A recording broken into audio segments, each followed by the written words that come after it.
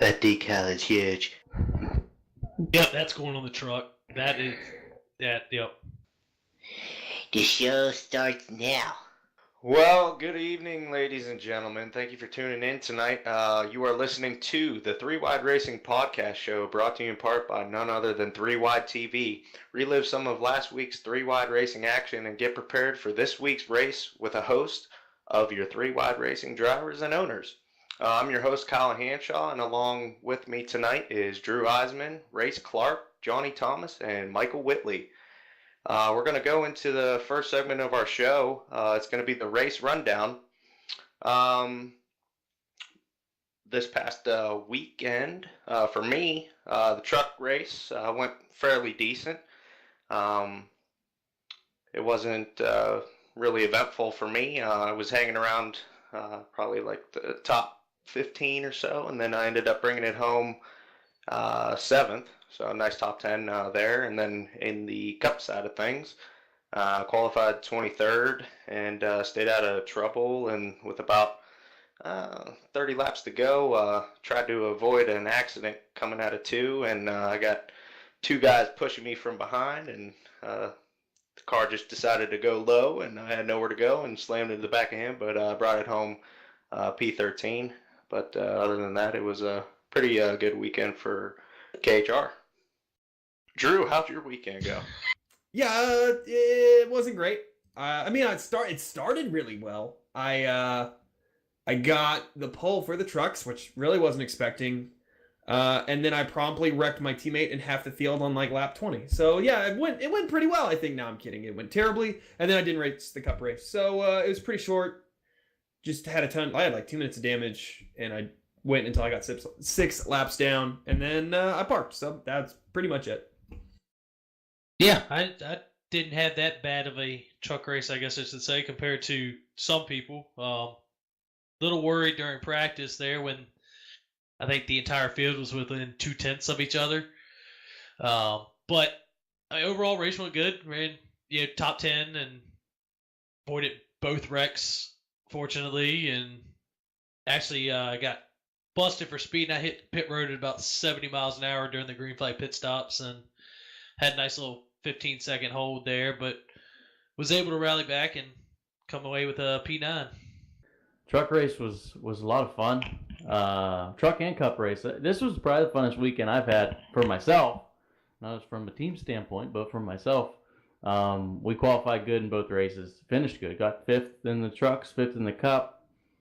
I've always enjoyed Atlanta, but all of last year I wasn't up top there towards the front, and I really thought that I was pretty close to those guys battling up front. And come away with 2 top 5s. I missed Daytona in the trucks, so I was way behind the points, but we got some bonus points, jumped up there, and I'm still up front in the Cup Series, and I want to keep digging those top 10s out because I think it's really important early on in the season to kind of get a gap from yourself to 12th. So that's what I'm keep on doing. Atlanta was a fun race. I didn't race the truck race. I was going to run NIS in Martinsville. I didn't even do that. I slept through the whole day, work nights. My Atlanta race actually went pretty well. I spent the whole practicing the bottom. I wanted to figure out that's definitely not the line. And I kind of spent the whole race kind of relearning the top line and trying to get speed. And felt like I was running top 5, 10 or so to go, and got wrecked by somebody in a saliva car. So I went. That is unfortunate, Race. I am very sorry to hear that. We're going to go into our spot on, spot off segment of the show. The first topic of the night is going to be Tate Lytle and Nathan Velez intentionally wrecking competitors after on-track incidents. Drew, what's your take on this? As someone who has basically done that to someone in this podcast and got suspended for it, rightfully so, I don't think it has any place in the league. I don't. I should have been suspended for like a month because I did that dumb thing 2 years ago now at Milwaukee 2 race, which is inexcusable. There's, it was It's one of those things you can't tolerate. You can't leave any room for. You have to make sure that the line is very clear. And I don't know what the punishment should be, but it shouldn't be like, okay, this is your first offense. No, it should be like, this is not okay, because you can't have people coming back and ruining, regardless of what happened before, other people's races. It's unacceptable to me. In both cases, under the little different circumstances, but you can't do that stuff, man. Yeah, I guess I could speak from the other side of being wrecked by now teammate Milwaukee. Hey, team owner. Hey, owner. before I think your guys was a little bit different situation. Weren't you guys battling for the win last lap though? Yeah, but I went onto the apron and just dumped him. Like, Yeah, and then with an interview, was like, yeah, there's a But I hole think there. I think your incident and these two are completely different. Like you guys is kind of okay in my opinion, but these two incidents, kind of wrong. No, I would agree. I think it's more okay. But that means at the minimum that these guys should get a one races ban. Like, Yeah. I mean, just minimum. I think that kind of behavior, regardless if it's for the win, because I mean, it was obvious that like I didn't attempt a legitimate pass, and it was obvious that what Lytle did essentially twice, and then what Velez did, it's just unacceptable. There's no room for that in the league, because then people are going to think it's okay, and you just have to send that message, Especially really early hard on in the the first time. season. Yeah, It's, if you don't that's- say that's the anything, it main might thing. become an issue. It's way too early. I mean, it's kind of like the real NASCAR. You know, if they don't set a precedent early enough, it's just going to get out of hand. Can't really speak on the Velez incident, but you know, with the Lytle Mickey stuff in the truck series, it just, you know, it was hard racing on a track that was almost, I mean, essentially one groove that got very, very tight, and you know, Mickey came up into Tate, and you know, later on in the race, about 20 laps later, I mean, everybody knew it was coming. Everybody on track knew it was coming, but you know, going in turn one, Tate decided to retaliate, and then retaliated after the race. So that's just it's no room for that. I've never understood the after race retaliation anyway. We're not in real trucks here. Damaging a truck after the race doesn't do anything. Yeah, I don't know if you all caught because we're speaking about Tate Lytle and Nathan Velez. I believe Nathan found trouble early. I think Lafferty got into him, or at least that's what Nathan thought, because under caution he dumped him. I think that was kind of overlooked. I mean, just trashed Richard's car. I've never seen anybody get dumped under caution. No, Have you guys? yeah. I mean, like Nathan got turned while we're racing, and then I guess waited for Richard to come around and just trash his car, and then DC'd it. Leighton, and I would assume something comes out of that. Yeah, that's too bad they didn't catch that on the broadcast replay. I think some guys were saying that it was due to a netcode situation while they were racing.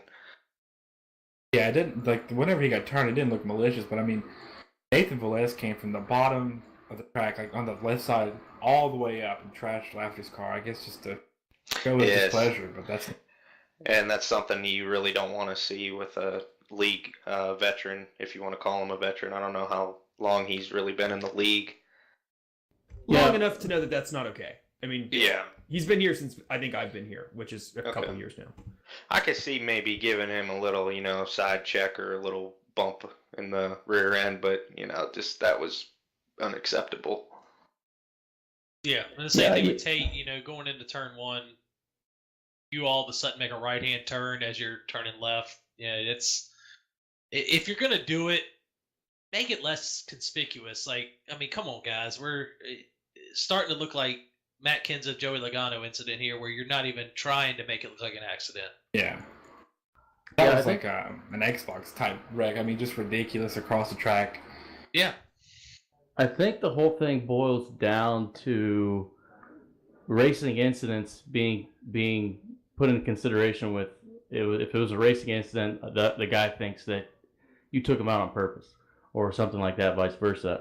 I think the thing that can stop this is when you make a mistake is just key the mic and apologize, because I feel like there's a little bit of a code here where if you hit somebody and you don't apologize or don't say you're sorry or do anything on the mic, then it's either you don't care that you wrecked a guy or you did it on purpose. So I think if we could just have a little bit better communication and key the mic and say, my bad, man, then we might limit some of this because I feel like Richard's my teammate, but if he would have keyed the mic a little bit sooner, say, man, Velez, I'm sorry, I got Indy there, then maybe Velez wouldn't did this rampage. But I don't know. But really, looking at the replay, it was a net code that turned Velez around. So maybe in Richard's mind, he wasn't thinking, and maybe Mickey should have apologized when he went into Tate. But Tate shouldn't. I disagree at all. I think Tate should not have hit him twice. You can give him a little bit of a bump under green,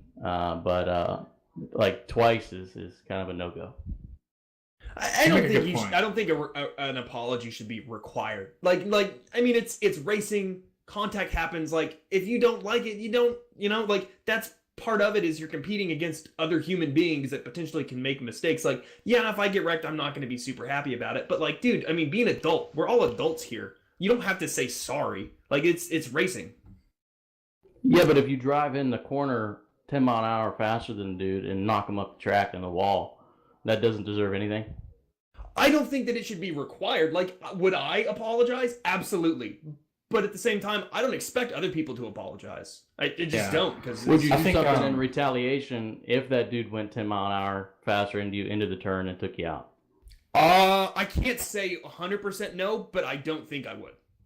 Okay. I think what like Johnny's saying, like it was probably a netcode issue, and I just feel like, like feelings could have been made a little resolved if it just, hey, I think that was netcode, or hey, that was my bad. I think maybe Richard could have saved his car from getting trashed had he maybe said there was more to it than I just overdrove the corner, like you said. It could have been netcode, it could have been this or that.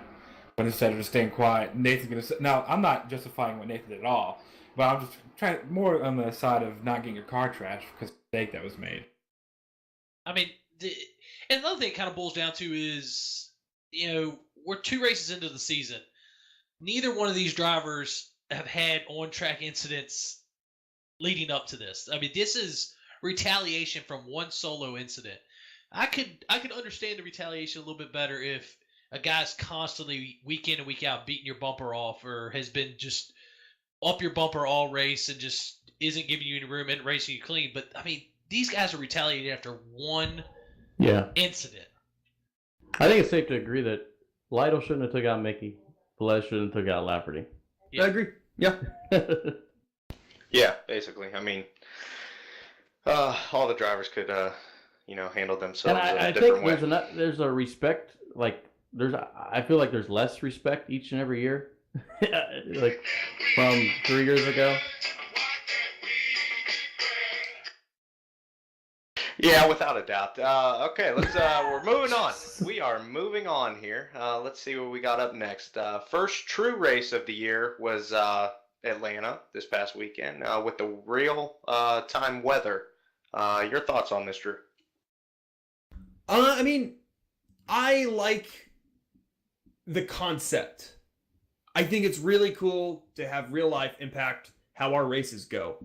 Did I like necessarily how I didn't really drive the Cup car, so I can't speak to that. But the truck was super tight and really line sensitive. But that's kind of part of it, right? You're gonna get these races that maybe aren't the most fun to drive, but there's gonna be challenges, and sometimes it's gonna suit. Like I think Paul does a really good job when it's a really fast, tight track, and he did a great job with the trucks. And then other conditions are gonna suit other guys. And I think that's kind of the fun is yeah, you might like this track or you might hate this track, but then the track conditions are different than you've ever experienced before. So it might, I don't know, it's a cool, interesting variable that I think is a good thing for the league. I think just because the track drives bad doesn't necessarily make it a bad idea. I think that's just part of it. I mean, there are weekends, in real life where the weather just doesn't really make the racing maybe where some people want it and it's great for other people. So I think overall, I think it's a great idea. I like it. It kind of throws away the randomness from the random number generator. You can look and say, this is the weather we had this week. And you can even look at the forecast and figure out what kind of racing you're going to be doing in iRacing. Yeah, I'm all for this real weather that we're doing this season. I think it definitely switches it up from last season. And, you're going to have just different track conditions each and every week here in 3 Wide. And guys are going to be better here, better there. It's just so random, and that's what's cool about it. I mean, I think it's pretty cool. I think a lot of people are either going to hate it or love it come summer.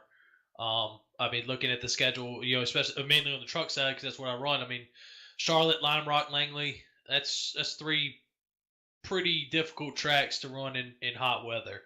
And even Bathurst coming up in a few weeks. That no telling what the weather's going to be over there, and it could be really really hot that day. Will Charlotte be a night race or day race? That's probably going to come into effect too. Well, yeah. I'm assuming it's probably going to be a night race. But Langley is going to be loose. Langley, Lime Rock's going to be loose. And even the dirt tracks, Knoxville being June, I mean, that's hot. It'll be That dry and track's gonna slick. that track's going to be slick. And then turn around and, Williams Grove is in August. That's another hot, slick, humid environment. I think that at Atlanta, at least, just knowing, because I'd driven the Cup car at Atlanta, I think it made it more drivable. I think that once it gets to the summertime at some of these tracks that have less grip, the Cup cars are going to be a handful to drive. Oh, Yes. I agree. Yeah, without a doubt. Okay, let's go to our next one. Is Paul Ross and Peter Short dominate at Atlanta? Drew? I mean, Paul, we had a few of the guys that qualified well didn't get very far in the race because of somebody, but Paul was really fast. When I was leading after the start, he was probably faster than me. I don't know how because I didn't lift, but he seemed like he had more speed in his truck than I did. And then honestly, I think that Kevin had the fastest car at Atlanta, and Peter just had played the strategy, pit stops right, and just got in front of him, and it was hard to pass. So Yeah, Kevin had to go to the back a lot of times too. yeah, Kevin was quick, man. He was so fast. I'd Yeah, say you can go, Whitley. it's a little upsetting on the truck side. That one that you Drew got taken out. I didn't get taken Peter out. I did the taking out. That you took that you decided to eliminate your team and send them home Yeah. early in one failed net code. But it kind of stinks that Paul dominated, but really kind of like Drew just said, the top drivers had been taken out, and even Mickey, who he led 24 laps, and he was up there. It would have been a different story. Had the wrecks not happened with Drew and Peter and Eric, I think it would have been a lot more balanced up front. It might have been a very, very different outlook coming to the checkered flag. Yeah, a lot of good contenders got taken out in that truck race. But as far as Paul's been good. The last couple races, 2017, and this year he's been hot. And Peter, I mean, he's gonna if Peter don't make a mistake or don't get taken out, then he's going to be a top 2 guy every week. So if he has a clean race, you can bet that Peter's going to be first or second. So I'm not surprised by that. Oh, yeah, without a doubt. Okay, moving on. Without a doubt. Without a doubt. Okay, moving on to our next topic is going to be talking points. You're like What? them. You're like them hosts that don't care about what anybody says. Just without a doubt. Without a doubt. I mean, Jesus Christ. I can't agree or disagree with you fuckers all the time. Jesus Christ. All right. Suck a dick. Talking points. Name one of the 3 wide drivers. Wait, how the hell do you word that? It's a perfectly good sentence. Okay, hold on a second. That's why you get can't the read it. journalist. Found it out. Yeah. Okay. Just add you Name one. after What? surprised. What? Add the word you after surprised. All right, moving on to talking points. Name one 3-wide racing driver that has surprised you in a positive way, and one driver that has disappointed you in the first 2 races of the season from either series. Johnny, your thoughts? There's a handful to say. It was. Well, looking at the standings in the truck series, I got to go with Munger. I thought he was really competitive in the DD series, but I wasn't expecting him to roll out 2 top 5s, win in Daytona, get a top 5 in Atlanta. So Munger's having a really good start to the year. Cup side of things, it's hard to tell. But as somebody that surprises me, Mike Stevens is in 4th in points, Chad Brown in 7th. If those guys keep getting top 10s and sneaking their way in the top 10s, they're going to have a shot at this playoff. So for me, it's Munger and probably Mike Stevens. Disappointing. Look at the bottom. Disappointing in the Cup side. Levi's ran two races and has finished 20. He's 22nd in points. Maybe he's disappointing. The truck side of things, really, it's been so crazy these first 2 races that if you had a bad race, you can probably rebound from that. David Wilson was a guy that made the chase last year, and he's 36 in points, and he's ran 2 races. So probably David Wilson is the disappointing one in the truck series. Whitley, your picks. Yeah, I'm gonna with the surprise, doing good there. I'm gonna have to back it up. It's definitely Munger.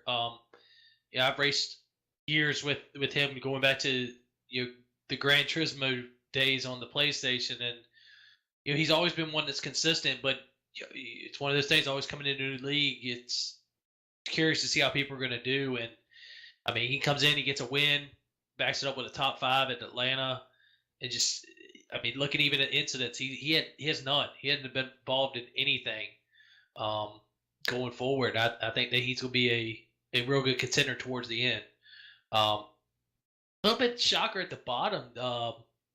After racing the DD series and stuff with him, Rusty Webb, I kind of expected more out of him. I think he had some trouble with Daytona, had some more trouble at Atlanta, but it sucks because we rated together in the DD series and seem to be running around each other a lot. And then just 2 tough weeks, and he's down at 24th in points.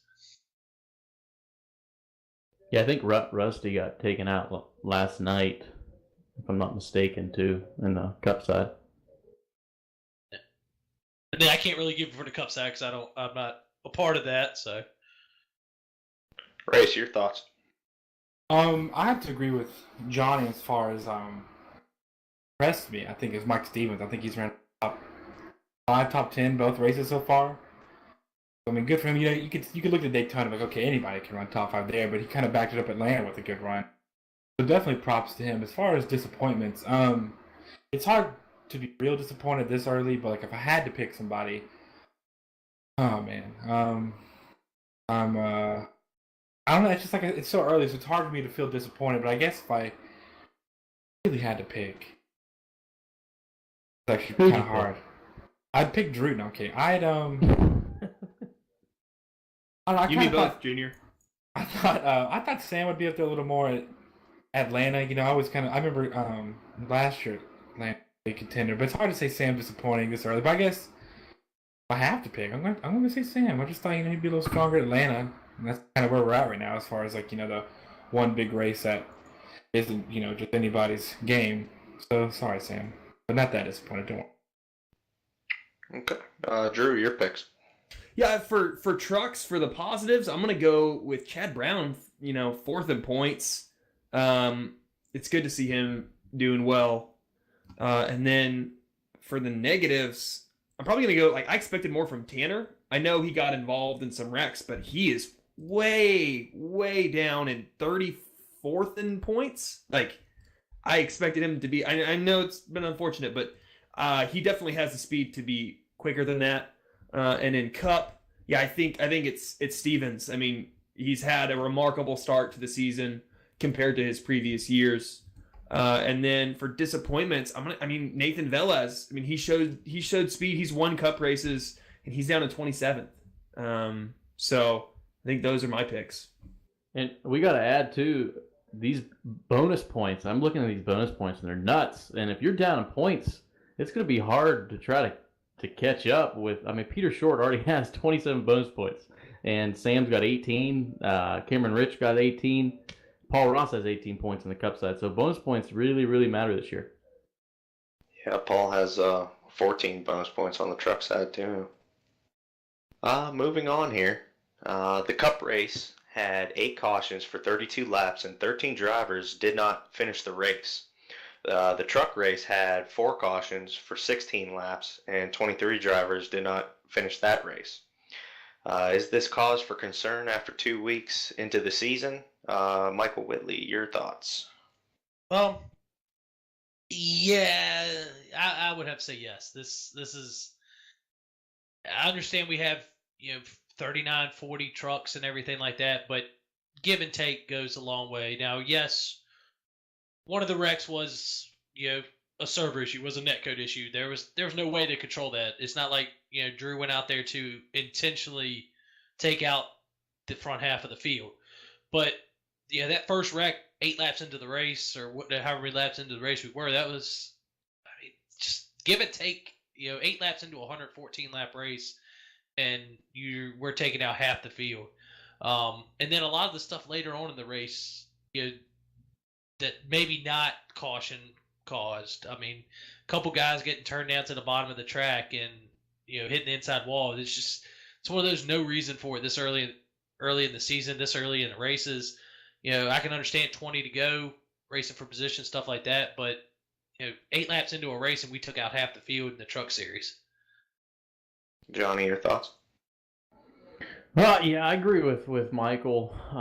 It's a little bit of cause for concern, and for me, it's not about like the incident itself, who started the incident at the front. It's me looking back and seeing the guys that are getting involved like 3-4 seconds after the wreck. That's bad.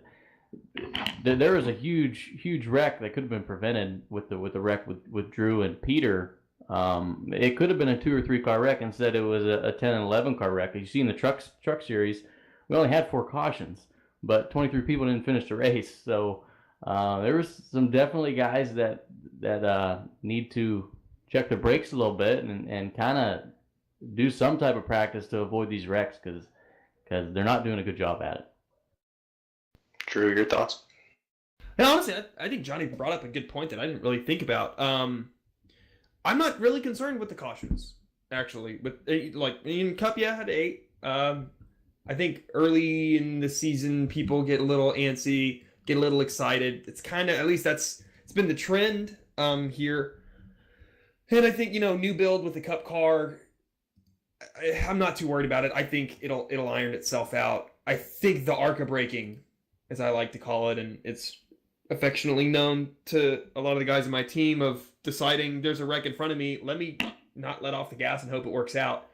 That's something that needs to change, because there were quite a few cars in both races that got wrecked after the caution was out, after basically the field had slowed down and individuals basically decided not to. So yeah, I think that needs to be looked at more than anything, because people are going to wreck, people are going to make contact, especially with how shaky the servers have been lately, which is completely out of anyone's control that's racing.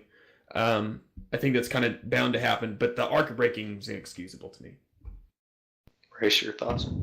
Yeah, I definitely don't. I don't think the cautions were a problem. I think it's Atlanta, we're out of Daytona. It's like the first big Cup race of the season. Everybody wants to get racing going. Along with it, being like a tight track and really pushing out of 2, but being like real racy in 3 and 4. I just kind of part of the product. But I do agree with the ARCA braking. Like Carlos, you saw what happened with him. I mean, that was like well after the caution flight. Our poor producer. I know, it just got drilled. And Carlos, he got upset, which, I mean, you don't really see that too He much. was mad. He was pissed. So definitely, I think that should be. Cause I remember, I feel like people used to get in a little more trouble. Like I remember, what's her name, Krista, one of the hottest members we've ever had in the league. She got in big trouble one time for killing everybody under caution because she wouldn't pay. I feel like if you're going to wreck somebody after a certain time, or there's like obviously no attempt to stop, or I mean, there's like a difference between getting caught up in the caution and like 20 seconds later, back down and you just run into somebody. Carlos could have totally got that fixed, went back racing, but instead he just got straight. Yeah, I think this is like another subject, but it should we place penalties on ARCA brakes? I feel like we should, especially with Carlos's incident. That could have been hugely prevented. You gotta kind of give the guy a little bit of a wake up call and penalize him. I agree. Yeah. Maybe not even like a you're Warning? marked penalty or something like that, but like, hey, next time you show up, we're giving you an EOL to start the race or something like that. Like, like maybe something that's not a penalty. Like, okay, yeah, you made a dumbass decision and you now suffer the dumbass consequences of your decision. But like, give them something like, no, like next week you don't get to qualify, or you get a black flag when the race starts or something like that. Yeah, because some of these guys don't even know that they're getting talked about or they made a mistake. They might not even know that they made a mistake. You got to let them know that, dude, you didn't even slow down for that wreck. Yeah. I mean, it's like all of us are on TeamSpeak. All of us. I mean, everybody has mics. I mean, that first wreck, we had 3 different guys coming over to TeamSpeak. Wreck. I mean, it's just. It's common sense. You see smoke and stuff like that, and kind of like Drew pointed out, these guys are just holding the throttle wide open. They are. Trying to make it through. They're trying to do some Days of Thunder stuff and just praying if they stay, high or low, they'll just make it through. That's not how it works. We're not professionals at this. But professionals don't do that either, No, they're smart. We back it down. That one wreck on the back straightaway, I believe it was yours, Drew, that the caution actually didn't even come out. That was a crazy moment. Me and Thomas lost 5 spots because we just came to a stop on the back straightaway. And let everybody basically die in front of us. It was good view. I mean, good camera view, but That's my pet peeve, getting wrecked 5 seconds after the wreck. yes. Yeah, either guys are letting off and then getting hit from behind, or they're not letting off soon enough and then ramming the guys that are in front of them. But I mean, the only thing I could probably think of in the dude's defense that hit Carlos was he might have thought that Carlos was like getting it towed back, and but I mean, there's still no excuse for that. I mean, you got to let off or just drive it to the bottom of the racetrack or something. But moving on here, the 2018 season is in full swing, and everything's looking ahead. What direction would you guys like the league to go into the future, or changes that you would support going down the road? Race, your thoughts? I'm really happy with the product. Like, I mean, we've discussed things that can still be worked on. Like, I'm pretty upset I can't race full time. I enjoy this the most when I'm racing. But like you guys said, maybe being a little bit more strict about after the caution wrecks, avoidable stuff that should be kind of snipped out, and not about being like overly strict or having a rule for everything or nitpicking. I mean, like once you kind of put those rules in place, I feel like the product gets better over time. Kind of fix little stuff, then like the big stuff kind of gets ironed out. Johnny, your thoughts? Oh my, this is a tough question. What direction would you like the league to go in the future? Man, I'm all for big payout races and big payout purses. Their only complaint is that it might become too serious. Well, I think it's pretty serious now. We're really not racing for anything. So why not just have big money on the line? Limiting the broadcast, that's another subject we get into, but I think that's a fairly long one. But that's kind of it. I want more stakes to being successful. That's what I want. I don't want to pay for a broadcast. I want to pay for if I have a positive run or a positive year, I want to be rewarded. And I feel like 95% of these guys aren't. And that's not winning the championship. If I make the playoffs, I want to be rewarded. So maybe we can think a little bit into that, because we're putting a lot of money in this league, but we're not getting a lot out of it. So that's kind of only my change we'd have. I like the schedules, the playoff system. I like it, but that's kind of it for me. Drew, your thoughts? I got 2, I guess. I love the truck schedule, and I wish the Cup Series reflected more of that in the future. And I know that's kind of the direction that Corey wants the league to go, is kind of do its own thing. But I think everyone hates the real life NASCAR schedule, and we shouldn't be mirroring that on the Cup side. And we have more diversity in tracks, but I don't think many people enjoy the 1.5 mile tracks that all mirror each other, like Texas and Charlotte and Atlanta. Yeah, they're a little different, but they're all pretty much the same. So just a little more diversity. Hopefully next year we can get that going, and that'd be awesome.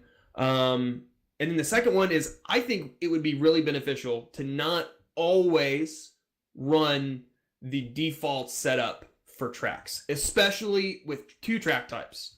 I think in super speedways, if we can tinker with the setups to make them provide better racing, I think that'd be awesome for the league to investigate. And then on road courses, I think the stock road course setups that iRacing provides are doo-doo. I think they're garbage. So I think if we have someone, I mean, like Kurt Crum, I mean, he likes a little aggressive rear brake bias, but the dude's a master in road courses and building setups and stuff like that. We have resources here, and we have guys that know how to build setups, and I think that we should explore that and make the Cup cars and trucks as not even speed-wise, but just as drivable as possible on the road courses. I'd be all for that. Road courses. I think the restrictor plate package definitely needs to change, but I'm not good enough on road courses to realize that the setup's messed up. But if it's restrictor plate and road courses that we're changing, I wouldn't be against that. No, and with that, I think it needs to be a kind of like if you were building a setup for anything, it needs to be a group effort, between guys, instead of putting all the pressure on Hackathorn, or him building a setup that just really tailors to his driving style, versus if you get 2 or 3 different guys in there to build a setup like Kurt and Mickey and stuff like that to help build the road course setups, and then you get Peter and Paul in there to help build maybe the mile and a half or the super speedway setups and stuff like that. I think we could get a good setup that would fit everybody's driving style. I think having better setups, still fixed, but just having in general better setups, great for the league as a whole. I feel like I don't want it to leak into the ovals at all, though. And I don't think Drew wanted that either. I think the oval setups are good enough. Are they perfect? Could we make them better? Probably. But I'm kind of the same inkling as Johnny is. I don't want people to develop a setup to their driving style, which is really what ovals are. Ovals are more about feel than anything else, and whoever makes the setup is going to make it how they feel, and other people might find it completely disagreeable. So at least we have kind of like a non-biased baseline, right? It doesn't favor any driver, it just is. And that's fine with me, even if it's not ideal. But yeah, I think that the road courses and super speedway specifically would benefit from that. Okay, we're going to go to our last segment of the show this evening. Hold on, real quick. I had one to add to the changes, or whatever. Not really change much, but for the truck series or a B car, whatever we go into next year, getting this is one big thing I always enjoy, is getting a throwback weekend in for the truck guys. It's just something that it's fun. It doesn't amount to anything. It doesn't give us anything, but it's fun. It's cool to see guys come out there with old setups or something with with old paint schemes. Yeah, it's that whole week. I mean, the whole media day we had to reveal the paint schemes before Daytona. It'd be awesome if we had that in the lower series as well with the Darlington, but it doesn't have to be at Darlington. It could be at another track, a small track or something like that, and it's just fun, just something fun to add into it for the lower series. Yeah, I was looking at we were actually, me and Hansel was just talking about that, and I found Lucas Oil, which is kind of the same race on the schedule as Richmond, or as Darlington when we run the throwback race, July 22nd. It's Lucas Oil, 2 races before the playoffs begin. I thought that would be a perfect time. Yeah, I think in general, just more of those kind of special programs I think would be cool, like theme weekends, not all the time, maybe like just 2 or 3 throughout the year. I think it's really fun. Like, as someone who paints, I love it. It's fun. Yeah. Yeah, we hit a law middle way through the season too. Well, it gives us a chance, in a league that we can't run replica schemes to be able to run a replica scheme. Just to get something different, to get and can really see, all our members' favorite drivers. To get to go out there and run a scheme for Gordon or run a scheme for Tony Stewart or something like that. It's just, or anything. Old truck guys, like Johnny Sauter or old Mike Skinner or old Ted Musgrave scheme. I mean, it's just something different and cool. Yeah, and honestly, to just kind of spitballing here, I think like a music race weekend would be cool, where we can like run like music themed cars, like the old cups used to do at Richmond, the rock and roll thing. Like I think that would be awesome to do for like a weekend. Yeah, I remember they did Looney Tunes as well. That was cool.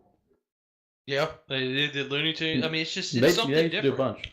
Yeah, we could do like a cartoon weekend or something. You can really get to know the guys on outside of a racing basis. What about even teammates? What about teammates like to listen to? What do they, what cartoon characters do they like? I mean, it's just fun things to do that doesn't really affect racing, but just adds a cool, fun aspect to it. Yeah, like wow, Race really likes the Spice Girls. I'm surprised he's racing a Spice Girls paint scheme. Right, I'm I was gonna say Powder Puff Girls for race. If we're doing cartoons, I'm doing brought it up. No, it'd be fun. That's a really good idea, and I don't know if Corey's talked about having a special week for the trucks, but that should definitely be thrown in there. Kind of like a why not thing, Adds more fun, deducts nothing, Yep.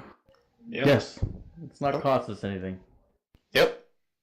Well, we're full swing into our rant segment already, so anybody have any topics that we didn't discuss this evening? Let's rant, boys. Let's rant. I hate me too. Welcome to the club. I'm gonna rant on something. These replays and these broadcasts, man, they're missing the whole wreck. And I don't know whose fault. They're pretty bad. Is. They're pretty bad. Well, but I don't like throwing people under the bus. But man, I watch a broadcast for maybe 5 minutes, and I catch the wrecks. I either catch a part that I feel like might show me doing something bad or stupid, and then I catch all the wrecks. And when they go to replay, I don't see anything, and then they don't do multiple replays. So it's just like, why am I even watching? Yeah, I don't feel like there's like a whole lot of passion. There's not a whole lot of passion in the broadcast, and I don't know why. I don't know. I mean, I could totally be wrong, and maybe just there's a lot of passion, but maybe not. But I think Tanner's been doing a great job. Credit to him; he's definitely been improving. I agree. Yeah, overall, I don't feel any urge to like watch. Like I've wrecked. It's not like, okay, well I'll watch a broadcast or wait, like when I'm unable to race. I'm sure I'm gonna watch it because I simply can't do anything. But you feel me? Yeah, I mean it's the DD series when with Johnny, when y'all were up in the booth. I used to go back on a Monday or Tuesday whenever the race got put back up and just sit there and watch it at work and listen to it. And when Thomas and them were doing the OCR TV and stuff, I used to do it. But I'm finding myself now like, I don't need to watch it. I'll wait till Radioactive comes out and go from there. Right. That Radioactive is really cool. What Thomas does though, that's really sweet. Yeah, if you just put a little bit more passion behind it, they're paying you money to do this. Show a little bit of, I don't know, a little bit of emphasis when you're announcing these things. Well, even a suggestion, going forward with whatever we do broadcast wise, it's something I picked up from another league. They have all their drivers fill out, a little blip of information, name, where their hometown is, what their favorite track is, what just generalized things that they can look at and say, okay, this person has been racing for X amount of years and stuff, instead of coming in not knowing anybody and basically just kind of having to free ball it for like the first 6 races of the year, trying to learn everybody and figure it out, and even then not even really worth it. Yeah, and they were saying like I was watching a replay, and they were saying like Kevin Finn was on Isotech, which is true. I don't know if he's on our truck deal, but he was last year for our B car. But but this year he's Avon Racing. They were saying like Richard Hines is a friend of Avon Racing, or maybe helping them out. I'm like, no. I did catch that. It needs some improvement. Hopefully, in these next couple races, they'll start to get to know us a little better. Eric Mike, though. Eric Mike. Yeah, they can't ever That's a get good his name right. Oh, so that's what they're mispronouncing it. Is it Mick or Mickey? Mickey. Mickey. Okay, I thought it was Mick. Yeah, they can't. My bad, Eric. Ooh, I actually, you know what? I have a rant. I just came up with this in my brain. So get ready. Can we keep effing politics out of racing? like in the league. Like I don't want to come here and see a Hillary sticker on a car, see like a Trump sticker on a car, or see a freaking Bernie Sanders sticker on a car. Like I don't care what your political beliefs are. I don't care. And I don't want to be reminded of that shit while I'm racing. I like my clean coal sticker that's on the side of my like truck. oh my god, like I see that shit. I'm a government major, trust me. I know all about politics. I deal with that stuff all the time. I'm tired of seeing it when I'm trying to not think about that stuff. See, but on the other aspect of it, see, me and Eric, we're like a sitcom. I mean, I raced for Eric. I've raced against Eric, and now I'm part of Bombshell Motorsports and everything with him. Eric is the most left-wing person ever. Wait, what? No way. Eric's Eric's a left-wing atheist. I am a right-wing Christian, and we are on the same team. So the clean coal sticker is kind of a knock at Eric, as well as hopefully in the future I will have a build a wall and arm the teachers logo on my car as well. But it's nothing political about it. It's just the fact that I like seeing Eric sigh over those things. I don't care who you support. Like I genuinely don't. If I'm not going to talk about my political beliefs in racing because it doesn't effing matter. Like if you want to see what I'm interested in, go on my Facebook, go on my Twitter. That's where that stuff is. It's why there's a reason I keep most of my racing stuff and most of my personal stuff separate relatively, because like it doesn't matter, and I don't care about anyone else's political beliefs. It's just annoying. Yeah, I'm definitely putting basically everybody. I'm gonna put nothing but political stuff on my. Ask race. I will just wreck you. I don't care. And then that's the thing is I'm gonna park my truck on top of your truck so you have to see it. I mean, what are they gonna do? Suspend me for a couple races? I don't really care about the championship anyways. Whatever. I'll just wreck you. Can't confirm. And then he'll go in the interview like he left a hole, bro. Yeah, dude, there was a hole there. I don't know. I went underneath him. Thing is, though, you got to make it not wrecking your teammates before you can wreck other people. Ah, fuck my teammates. You can edit that part out. I don't care about my teammates. It's all part of it. I don't care. Like I don't care if it's at my teammates' expense. I'm just gonna wreck you. No balls. I don't think you understand. I really don't care. Look at what happened on Sunday night. I raced him just like anyone else. Have you wrecked Richard's truck yet? No, but it's like it's not even like it's not about disagreeing. It's just like I don't care. Like if you're a Trump guy, good, like and you're like well versed on his stance on issues, then we can debate the merits of like what you think. But like I just don't want to see it anymore. And please don't make this into a like I hate Trump thing. Because it's like if someone had Bernie Sanders' face plastered all over their car, I'd have the same exact response. I don't like, yeah. Yeah, we can like bullshit about this all night. Let's pick another topic here. That might have been the last rant. You think that was the last rant? Well, I had one more thing. It's just We got Mike. What you got? Hit me, brother. There was another incident on track that kind of went unnoticed. Between one Michael Skinner and Travis Bennett. During the truck race. Oh, yeah. And it's more just a funny thing because Travis, last year's first race in our league, was at Atlanta and managed to take a guy out going into turn 2 or off of turn 2, kind of like he did Skinner. I mean, it was almost, scene for scene, the exact same thing. But it just kind of went unnoticed there. I know Skinner's not too happy about it. But just kind of one of those little funny things. Yeah. Just a year apart, he takes out somebody in the same turn at the same track in almost the same fashion. I didn't see it. I heard about it on Sunday, but it was almost the same thing as the Tate Mickey thing. I mean, almost 100%. But Skinner washed up into Travis off of 4, I think, and Travis just went to 1 and 2 and. He made it look more like an accident, but he just didn't lift and, caught him in the rear bumper and spun him. There's definitely some aggression, and I've been at fault. Obviously everybody knows that, but it's I don't know. Early in the season, it's tough. I guess I don't know. And I think the aggression's only gonna get worse though as the year moves on, and some of the guys who aren't getting bonus points and haven't started off too hot are going to start realizing, hey, I got to do something to make it into this chase. So you're going to have a lot less give as we move forward. Yeah, a lot of guys were talking about the give and take, and guys mostly just taking. But when we get down to it, towards the end of these races and towards the end of the season, it's going to be interesting. I'm just happy I did 4 races already this year, and I haven't made Isentech mad, so that's good. I'm pissed. Well, There's still plenty of time. I mean, Close to it. I'm mad about everything, but it's not your fault. I'm just mad that I don't need get a to hug. race until May. Got wrecked by a guy in a slider car, dude. Click, click, boom, alright? Dude, I don't need a hug. I need a spin with you guys. Just like one giant Hell yeah, dude. spoon Podcast. party. That's Well, it's enough kind for of today, hard folks. because race works all the time. Oh, it'll be hard, all right. Yeah, my bad on the last podcast. I was under the impression I was editing it, and then I was like, I got it.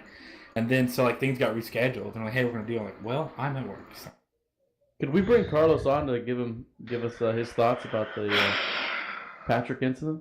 Hey, Carlos, come here. I'm yeah, bisecting you. Carlos, come on in here, buddy. He doesn't He's want busy playing his guitar. Oh, Stop there. playing the He's guitar. coming in. to. Carlos is our producer. If I'm gonna do this, I'm gonna do this right. Oh, God. Ladies and gentlemen, it is my pleasure to introduce the driver of the number 24 Chevy, Carlos Acosta. Hey everybody, how's everybody doing? I am not as mad as I was yesterday. I am still pretty much off. I told Corey to give me all the penalties in the world because I deserve it. Well, Carlos, give us a rundown for the people who weren't there, because I wasn't in the cup race. So Yes. give us a rundown what happened. So, check this out, alright man. It's lap 8. Okay? And ladies and gentlemen, that is all the time I have for tonight. No, go ahead, Carlos. The most exciting lap in the world, lap 8. Entering turn 1 and 2, I noticed that there's a black car getting turned, and I believe that was Tate, and he did a great job of saving it. He did too much of a great job of saving it that I actually thought he was going to come back down on me. So I panicked and I jammed on the brakes, and I turned down, and I was battling with the 03, I believe. Although I was clear of him at the point, but because I hit the brakes, he caught back up to me, and he had to go below the apron to avoid getting into me, but he still net-coded into me and spun me out into the backstretch. Now, that's fine. I would have told him it was my fault because I panicked, thinking that Tate would have run into me saving his car. But as I was spinning out, I was realizing, oh man, everybody's doing a fantastic job avoiding me. I may actually get this car clean. I probably don't even have any damage. And then as the car stops in the middle of the backstretch, facing turns 1 and 2, facing the exit of 2, I like, man, let me get on the mic and tell everybody how proud of them, how proud I am of them for avoiding me. Hey, who is that? What? Ah! And the 43 of Patrick must have obviously thought either he wasn't paying attention, which I've done before. I've made that mistake of not paying attention. I've ran into somebody 30 seconds after they've stopped the car, and it feels bad. Or like one of you guys mentioned earlier, he probably thought that I had too much damage and I was gonna back out, and then when I didn't, he panicked. I was not happy. I actually looked at the replay. I had no damage. My car was 100% clean. I thought maybe I got some quarter, but nope, nothing. Clean car. And then the 43 ran into me. I was not happy. I voiced my displeasure, and I fixed the car. I went back out there making sure I passed him on the track, and then my engine blew. So that was the.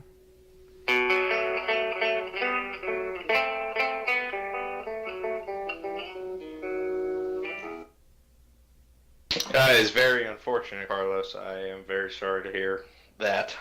That's fine.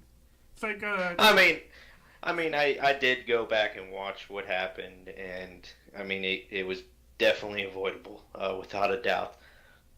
Yes, I remember in the race, someone got on the mic as I was still spinning out, telling me to get on the brakes, which Brent. I don't know who it was, but I was streaming the race. The stream of that is actually in there, and it actually shows you the telemetry of what I was doing. Pardon me, I got the hiccups.